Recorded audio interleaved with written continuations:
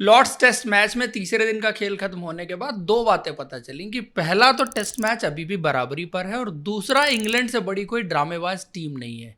जिस तरह से टाइम वेस्ट करने के लिए इंग्लैंड की टीम ने तीसरे दिन पर यह ड्रामा किया, और सीरीज में ये पहली बार नहीं है, कई बार इससे पहले हो चुका है। इंडियन टीम कंप्लेंट कर चुकी है। अगर यही हरकत इंडिया के किसी प्लेयर ने या इंडियन टीम ने की होती तो स्पोर्ट्समैन स्पिरिट खतरे में आ जाती, क्रिकेट खतरे में आ सकता था, जेंटलमैन गेम खतरे में आ सकता था। लेकिन इंग्लैंड की टीम डेस्परेटली ये चीज़ करती हुई नज़र आ रही है। और आप स्पेशली देखिए, क्राउली को जब गेंद लगी ग्लव्स पर, उसके बाद कुछ सेकंड बाद उनको रियलाइज़ होता है कि मुझे बाहर से किसी को बुलाना है। क्योंकि अगर आपको चोट लगती है फिर आप इमीडिएट रिएक्शन देते हैं कि आपको चोट लगी है। वो रिएक्शन जो चोट वाला आया वो कुछ देर के बाद आया। वो सबको पता है कि इंग्लैंड क्या गेम प्ले खेलने की कोशिश कर रहा है, वो समझ में आता है। लेकिन टेस्ट मैच तीसरा दिन खत्म होने के बाद भी अभी बराबरी पर खड़ा हुआ है। बराबरी पर इसलिए, स्कोर लाइन भी आपको सेम चीज़ बता रही है। और शायद इंडिया के लिए स्पिनर्स तीसरी पारी में इंपॉर्टेंट रोल प्ले कर सकते हैं। इंग्लैंड के लिए जो उनके स्पिनर्स हैं वो गेंदबाजी कर पाएंगे नहीं कर पाएंगे, ये एक देखने वाली चीज़ रहेगी। और उनके पास वैसे तो एक ही स्पिनर है, बट ज़रूरत पड़ने पर जो रूट भी पार्ट टाइम स्पिन गेंदबाजी कर सकते हैं। तो इसलिए मैं और कह रहा हूँ कि बराबरी पर आपको दिख रहा है ये मैच। अगर आप दिन की शुरुआत से देखें तो इंडिया ने अच्छी बल्लेबाजी की है। अगेन केएल राहुल ने एक इम्पॉर्टेंट सेंचुरी बनाई, उनकी इस सीरीज़ की ये दूसरी सेंचुरी है। अच्छे शॉट्स खेले, बट प्रॉब्लम क्या है कि गलत टाइम पर आउट हुए। एक तो 100 बनाने के बाद जिस लेजीनेस के साथ उन्होंने वो शॉट खेला वो बनता नहीं था। क्योंकि आप सिर्फ 100 के लिए नहीं खेलते, आप सिचुएशंस भी देख रहे होते हैं कि यार यहाँ पर गेम में मुझे अपनी पारी को आगे ले जाना कितना इंपॉर्टेंट है। क्योंकि उससे जस्ट पहले ऋषभ पंत आउट हो गए थे, और ऋषभ पंत वाला डिसमिसल भी अगेन गलती किसकी थी वो बात और सवाल जरूर उठेगा।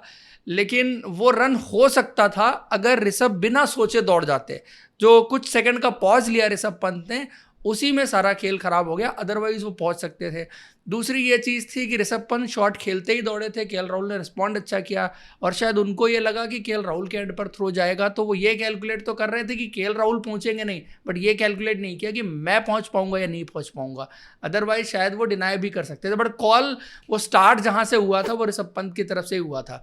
तो एक चीज़ जो उसमें सही हो सकती थी, शायद उनका रन आउट नहीं होता, वो यही हो सकता है कि जो कुछ सेकंड का पॉज उन्होंने बीच में लिया वो ना लेते तो पहुंच जाते। बट बैटिंग बड़ी कमाल की करके गए हैं, और जिस तरह से, जिस स्पिरिट के साथ उन्होंने बल्लेबाजी की है, जिस दर्द में उन्होंने बल्लेबाजी की है, जो खिलाड़ी मौत को नज़दीक से देख के आया हो तो उसकी उंगलियों की चोट परेशान नहीं कर सकती। वो भले ही उनके फिंगर में इंजरी थी, नाखून निकला हुआ था, ग्लव्स में हाथ डालना मुश्किल था, उन सब के बावजूद बहुत ही कमिटेड इनिंग थी। जिस तरह से खेले, ये नहीं था कि मैं कम से कम खेल के जल्दी से जल्दी रन बना के चला जाऊं ताकि मुझे ज़्यादा लंबा स्टे क्रीज पर ना रखना पड़े। उन्होंने गेंदें भी ली, टाइम भी लिया, शॉट्स भी खेले। बिकॉज ये विकेट हम डे वन से बात करते आए हैं, शॉट्स खेलना उतना आसान नहीं है। एक चीज़ का अंतर है, इंग्लैंड के बल्लेबाजों को पसंद है कि पेस आए बल्ले पर, अच्छा तो स्ट्रोक प्लेयर है, उनको उस हिसाब से चाहिए गेंद। लेकिन इंडियन प्लेयर्स थोड़ा सा यूज टू भी हैं कंपैरेटिवली, कि आप इंडिया में सब कॉन्टिनेंट में खेलते हैं तो बहुत बार आपको स्लो विकेट देखने को मिलती है।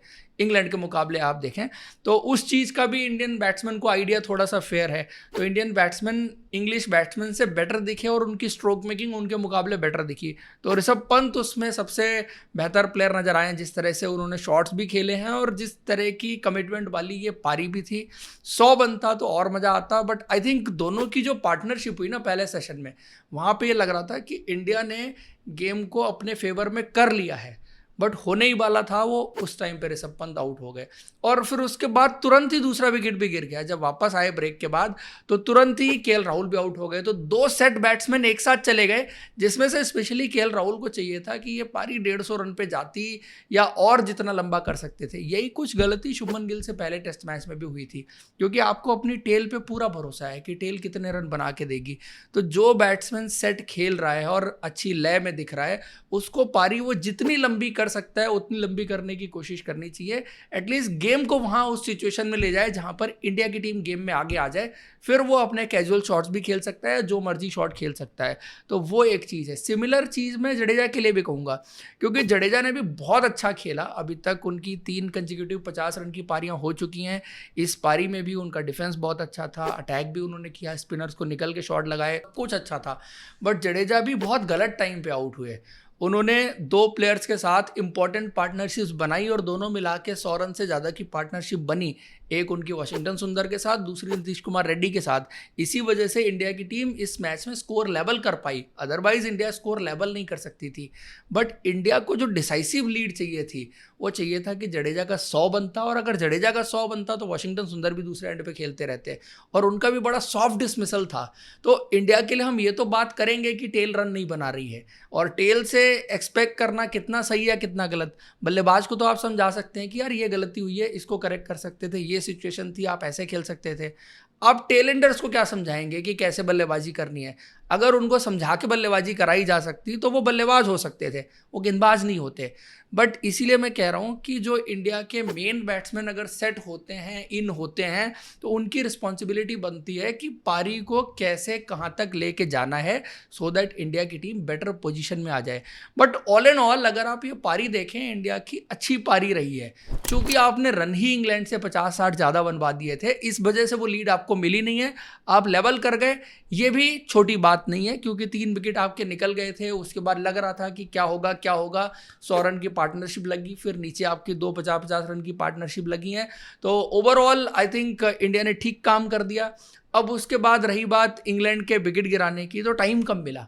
अगर थोड़ा सा टाइम और मिलता है इंडिया की टीम को, और उसमें जब इंडिया की टीम लास्ट के ओवर्स खेल रही थी, तो ये कन्फ्यूज़न दिख रहा था कि यार रनों के लिए जाएं या खेलने के लिए जाएं, कल तक खेलें, आज इंग्लैंड को खिलाना है नहीं खिलाना है।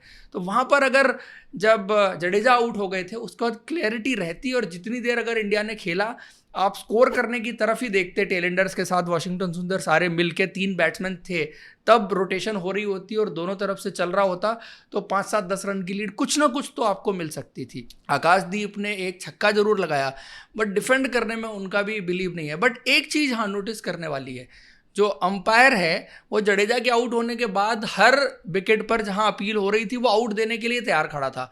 दोनों डिसमिसल क्लियरली लग रहा था कि डाउन द लेग जा रही है गेंद, क्योंकि गेंद स्विंग होके ही इतना ज़्यादा आई थी, लगभग इतनी गेंद स्विंग हो गई, और मिडिल एंड लेग पर पिच हो रही है तो बाहर जाएगी जाएगी, ये बेसिक सी चीज़ है। बट अंपायर ने दोनों बार आउट दिया, और दोनों बार आकाशदीप ने इमीडिएटली रिव्यू किया, क्योंकि वो नेकेड आई से भी, टीवी पे देख के भी लग रहा था कि गेंद जिस तेजी से जितना अंदर आई है वो स्टंप पे लग ही नहीं सकती। तो वो एक चीज़ थी।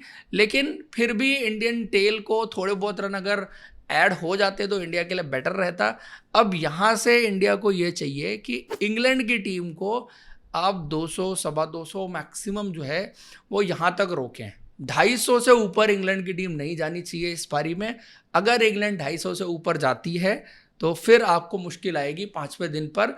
हालांकि इस टेस्ट मैच को ड्रॉ भी किया जा सकता है। अभी आप अगर देखो, जरूरी नहीं है कि इस टेस्ट मैच में हार और जीत में ही नतीजा आएगा, ये टेस्ट मैच ड्रॉ भी हो सकता था। विकेट जिस तरह से यहाँ पर आपको स्लो नज़र आ रही है, तो डिफेंड करना, ग्राइंड करना इस विकेट पे उतना मुश्किल नहीं है जितना मुश्किल है इस विकेट पर शॉट्स खेलना, कंसिस्टेंट बेसिस पर शॉट्स खेलना, वो चीज़ आपको ज़्यादा मुश्किल है, पहले दिन से नज़र आ रही है because of the pace. But अब ये देखना है कि चौथे दिन के विकेट पर कितना टर्न मिलेगा इंडियन स्पिनर्स को, दूसरा जो स्लोनेस ऑफ द विकेट है उसमें कितने इनसाइड एज लग के विकेट पर गेंद लग जाएगी, ये 2-3 चीज़ें इंपॉर्टेंट रहेंगी कंडीशंस को देखते हुए। और इंग्लैंड इस पारी में बेसबॉल वाले रूप में आ पाएगी नहीं आ पाएगी, क्योंकि इंग्लैंड को अगर नतीजा चाहिए ना, तो यहाँ पर जो 90 ओवर बल्लेबाजी करनी है उनको कम से कम जो है वो 300 के ऊपर रन बनाने पड़ेंगे अगर उनको इंडिया की टीम को हराना है। 300, सवा 300, 350 जो भी बनाए वो अपनी पेस के हिसाब से अगर खेलते हैं, और उस सोच में जाके इंग्लैंड फंस भी सकती है कि वहाँ पर उनके विकेट भी जल्दी निकल सकते हैं। और इंडिया का जो टारगेट रहेगा कि 200 से 250 के बीच में इंग्लैंड की टीम को ऑल आउट कर लें, तो उसमें अगर इंडिया की टीम कामयाब होती है तो लास्ट दिन जो है 200, सवा 200, 250 जो है वो चेस डाउन भी हो सकता है। तो ऑल विल डिपेंड कि कल इंडिया की टीम आके पहले शुरू कैसा करती है, क्योंकि नई गेंद है, एक ही ओवर पुरानी है, और इंडियन फास्ट बॉलर्स के ऊपर फिर से अर्ली ब्रेक थ्रूज की रिस्पॉन्सिबिलिटी होगी। बाकी इस बार स्पिनर्स का रोल बढ़ेगा, फास्ट बॉलर्स का रोल थोड़ा सा कम होगा, उस पर मैच का नतीजा और आगे किस तरह से मैच जाएगा वो चीज़ें डिपेंड करेंगी। फिलहाल के लिए ये तीसरे दिन के रिव्यू में इतना ही। आप लोग को पसंद आया तो लाइक और चैनल को सब्सक्राइब जरूर करें। Thank you, see you in next video.